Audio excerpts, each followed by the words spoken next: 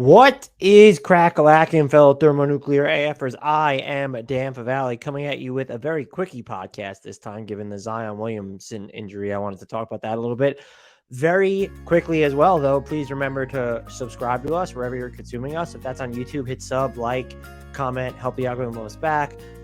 Subscribe to us on all your podcast players, Apple, Spotify, Stitcher, the whole nine. Follow our social channels at HardwoodKnocks on YouTube, Twitter, and TikTok, at Hardwood_Knocks on Instagram. Join our Discord. The link to that is in the podcast and YouTube descriptions.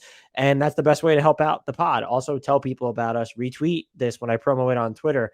Word of mouth recommendations go a long way. And let me know if you do recommend us to anybody, because that'll be much appreciated. But yes, the Zion Williamson injury, I think, is worth talking about because he's going to be out more than 3 weeks, because he's out at least 3 weeks with his right hamstring strain. That's before he gets reevaluated. He is going to be out longer than that. We saw he's had lower body issues in the past, so you want to slow play that anyway in his return. And also, even when he was coming back from COVID, they kind of had that ramp up for him. And so this is like sort of exactly a month. And let's just say the news dropping on January 3rd, coming back February 3rd, about around there. That's only a few days before the trade deadline. That gives them a limited sample to look at the Zion, CJ, Brandon Ingram lineups, assuming all those guys are available. They played in 10 games together so far this year. That's nothing. They've hammered opponents during that. I think the fit is there. You're not moving either one of those guys anyway. But if you want to know how much you need to reinvest in this roster, it's important to have more information on that trio, and you're just not going to get it. And so I do think that makes their job a little bit more difficult.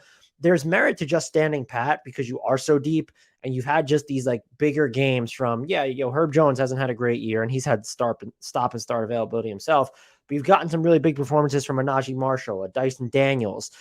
Trey Murphy's been good this year. CJ McCollum is coming along, and Brandon Ingram, as I mentioned, is already going to come back. You have Jonas Valanciunas.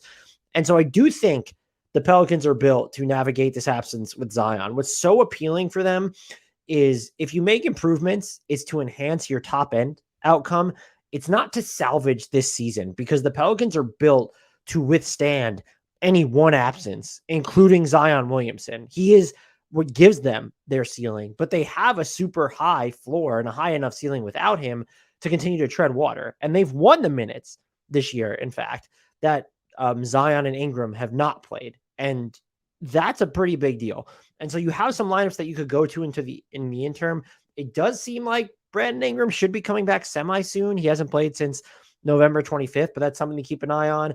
I do think Larry Nance Jr. is dealing with a neck issue, I believe, and I actually thought he was going to miss more time than he has. Apparently, he's day-to-day, so that was a little bit surprising.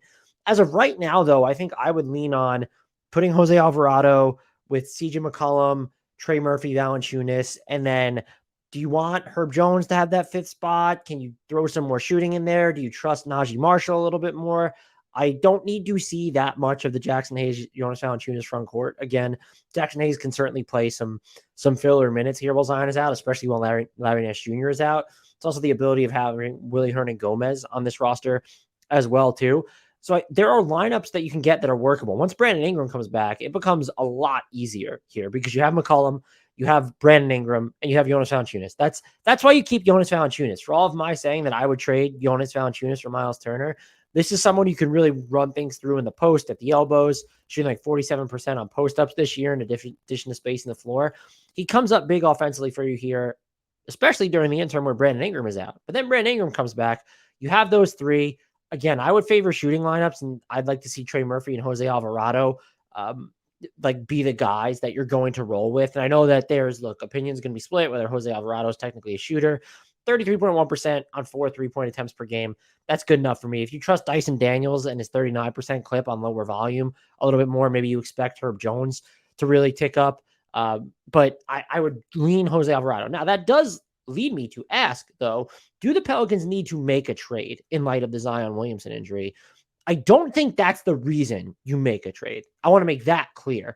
But I do think this team should be looking at ways, because Zion is so important to your offense, and some of the on-off splits don't show it. The half-court offense is only a hair better with him on the court, but his downhill assaults, 58.3% on 16.2 drives per game, and doesn't turn the ball over an excessive amount on those, gets the foul line a ton on his drives. You can run pick and roll through him. Just putting the ball in his hands is absolutely huge. I do think this is a team that could use some more downhill pressure in his absence and still is going to need to paper over their lack of shooting without him, going to need more shooting.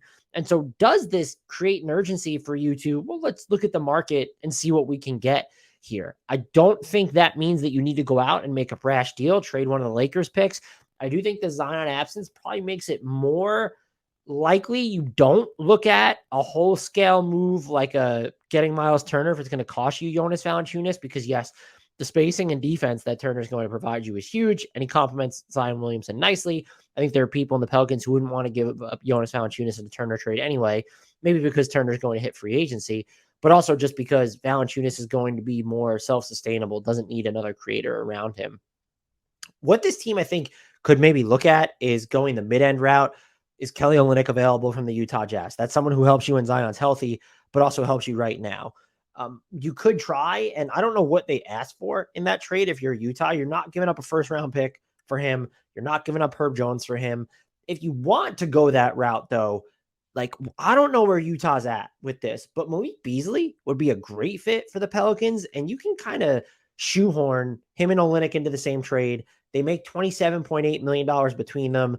The Pelicans don't have a ton of room under the tax, but you can work something out where it's if you're sending out Devontae Graham's contract and then you're giving Utah, let's say Jackson Hayes, Garrett Temple, and then Herb Jones, do you need to give a first to make that work? And I know people are going to think, oh, Herb Jones, we're not trading Herb Jones. It's not had the best year. And you have Trey Murphy, you have Dyson Daniels, even having Jose Alvarado and Brandon Ingram. Like, there is some expendability here. And you could try and capitalize on Herb Jones's value while the mystique is still there, when he still has a couple of years left on his, or still going to be a cost-controlled asset into next season. And the Jazz don't have a ton of true wings on the roster. They open up a ton of space. They could use defense. They're bottom 5 in points allowed per possession. They could definitely use on-ball defense. It would simplify life for Larry Markin a lot more, make some of their front courts more interesting. Him and Walker Kessler would be a very intriguing duo to me. Now, does Herb Jones and Jackson Hayes get you Malik Beasley and Kelly Olynyk? I honestly don't know. I'd be willing to include a protected first if I'm the Pelicans, knowing what Malik Beasley would do for you once Zion is back. And you're also giving up the Graham deal. He has 1 year left on this. And you're also getting that layer of sort of not zero step shot creation, but like someone who could make 2 dribbles and then a decision with the ball on Malik Beasley. Are you going to be able to inoculate yourself against how he can struggle defensively at points? I do not know. You have Dyson Daniels, Trey Murphy again. I keep coming back to that. Even Brandon Ingram last year I thought was pretty good defensively, plus Jose Alvarado. I think that you could make it work. And so that's the type of trade I would be looking at if they are now reticent to say, well, we don't want to go after Miles Turner. Maybe he's not a realistic target for them, or maybe they just they have to keep Jonas Valanciunas at this point. They're worried about him in crunch time during the playoffs, but the Zion injury stuff creeping up, it really makes you think. Also, by the way, that's why CJ McCollum is not just expendable. He can't be traded anyway. And I was arguing to people who are asking if he's mission critical to this team long term, that you need to see him in the playoffs, because that's when the extra layers of shot creation, those dimensions of what he brings, even if he's not quite at his best, that becomes hyper valuable to this team. It's even more valuable now because you lost the driving engine of your offense in Zion Williamson. So he's going to help you navigate this both now and when Brandon Ingram comes back. And so that's a trade I might look at, is if you can do, there might need to be other players and teams involved to make the roster spot math work for Utah. But if they're willing to take on Graham, Temple's expiring, so it shouldn't be a big deal. But if they're willing to take on Graham and Temple, and then you get Hayes and Herb Jones, and you're giving Malik Beasley and Kelly Olynyk, maybe they need a little bit more there. The Pelicans, again, can sweeten that. That's an interesting framework and just something I would be not randomly looking at, but seriously considering. That is it for me on the Pelicans thoughts. Wanted to make this just super quick. I think they're going to be fine without Zion. This team, as I said at the top, is built to navigate any one absence for a temporary or even extended period of time. Get into the playoffs, talking about their most top-end outcomes. That's why I remain intrigued by a Miles Turner type for this team. But that's when you go and make a move of that magnitude. I don't think this rushes that process. I also don't think it eliminates it entirely. They could play really well without Zion, decide they really want to give some jet fuel to their rotation and spacing and even overall defense before he gets back, and they could look at it.